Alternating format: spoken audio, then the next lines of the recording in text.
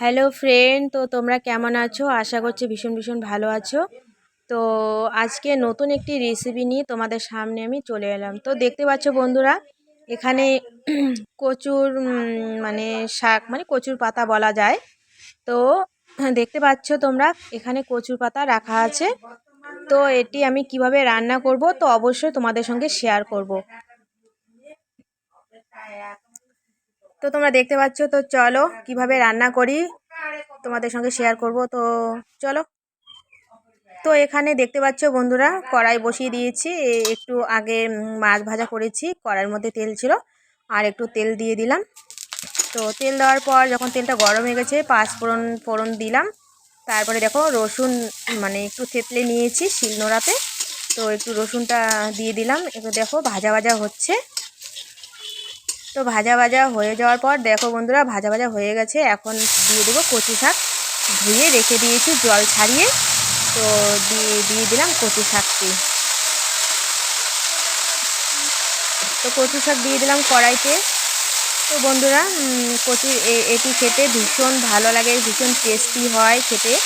আর মসুর ডাল আর কচুপাতি ভাজা, তো এটি খেতে ভীষণ সুস্বাদু হয়। তো তোমরা যদি আমরা তো গ্রাম অঞ্চলে সবাই খাই, তো তোমরা যদি খাও তো তোমরাও ভালো অনুভব করতে পারবে। তো দেখো বন্ধুরা, তারপর দিয়ে দিলাম একটু হলুদ গুঁড়ো দিয়ে দিলাম, একটু মানে একটু কালারের জন্য দিয়েছি। তো হলুদ গুঁড়ো দিয়ে দিলাম, একটু একটু নাড়াচাড়া করব। সিদ্ধ হয়ে গেছে দেখো। তো দেখতে পাচ্ছ বন্ধুরা, সিদ্ধ হয়ে গেছে। তো এখন দিয়ে দেবো পরিমাণ মতো লবণ। তো লবণটি দেওয়ার পরে আর একটু ঘাটা নাড়া করব।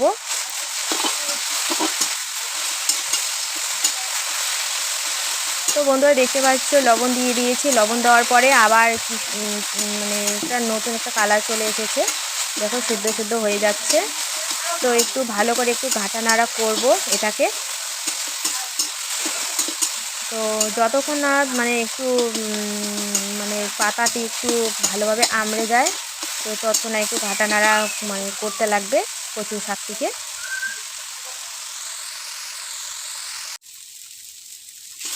তো বন্ধুরা দেখো, ফাইনালি যে মশলা তৈরি করে রেখেছি, রসুন আর এইদিকে এসে কাঁচা লঙ্কা আর জিরা, আর মানে তিনটে জিনিস একসঙ্গে আমি মিক্সি মেশিনেতে পিষে নিয়েছি। তো নেওয়ার পর একটু ভাজা ভাজা করে একটু জল দিলাম। জল দেওয়ার পর একটু থাল দিয়ে ঢেকে দিলাম। তো 5 মিনিট রাখবো এটাকে। তো দেখো 5 মিনিট হয়ে গেছে। দেখো জলটা শুকিয়ে গেছে। জলটা শুকিয়ে যাওয়ার পর একটু মানে ভালো করে নাড়াচাড়া করব, একটু হাতা দিয়ে একটু মানে থেতলে দিব। মানে সিদ্ধ তো হয়ে গেছে, দেখতে পাচ্ছ বন্ধুরা কত সুন্দর হয়ে গেছে। তো এখন এখন একটু সর্ষের তেল দেব।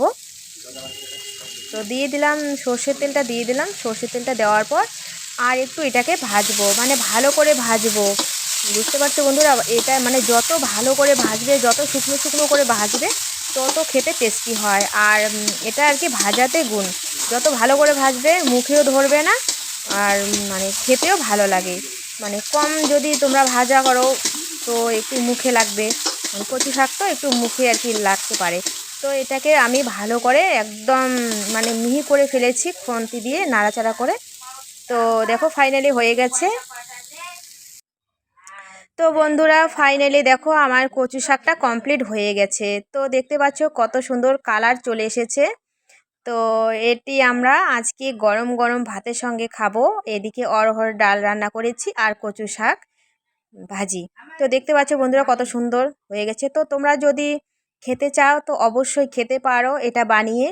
তো মানে ভীষণ ভালো লাগে খেতে। তো অবশ্যই মানে বানিয়ে খাবে। আর আমার ভিডিওটি কীরকম লাগলো বন্ধুরা অবশ্যই আমাকে কমেন্ট করবে। আর যারা আমার চ্যানেলে নতুন তারা অবশ্যই আমাকে সাবস্ক্রাইব করবে। তো চলো, আবার দেখা হচ্ছে পরবর্তী ভিডিওতে। Okay bye, tata.